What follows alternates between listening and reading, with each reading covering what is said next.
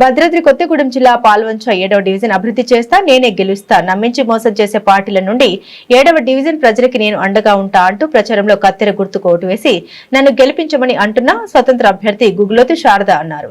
ఈ కార్యక్రమంలో లాకేష్, శ్రీకాంత్, విజయ్, రామకృష్ణ, జంపయ్య, కార్తిక్, టైగర్, గిరి, పద్మ, భాగ్య, శారద, లక్ష్మి, రమణ పాల్గొన్నారు.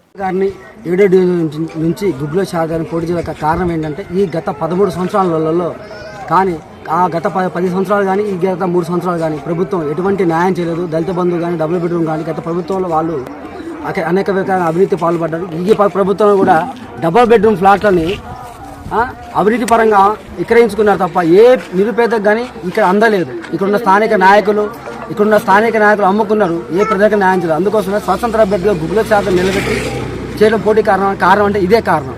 అధికారంలో ఉన్న ప్రతిపక్షంలో ఉన్న ఏ రాజకీయ నాయకులు కానీ ఎటువంటి ఇంతవరకు ఈ గ్రామ అభివృద్ధి గురించి పాటుపడలేదు.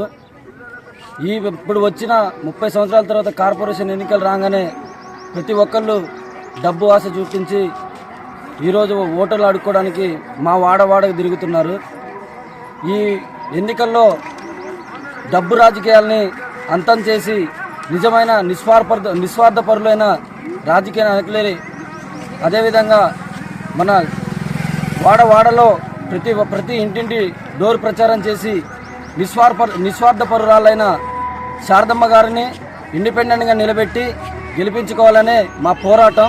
ఈ పోరాటంలో ఎంతమంది రాజకీయ నాయకులు ఎన్ని పోట్లు పొడిచినా ఈ రాజకీయ నాయకులు ఎటువంటి డబ్బు ఆశ చూపెట్టినా మేము ఈ స్వాతంత్ర అభ్యర్థిని గుగ్లో శారద గారిని గెలిపించుకొని ఖచ్చితంగా ఈ వాడలో ఉన్న అభివృద్ధి పనులన్నీ ప్రతి సమస్యల్ని పరిష్కరిస్తామని మనస్ఫూర్తిగా కోరుకుంటున్నాం.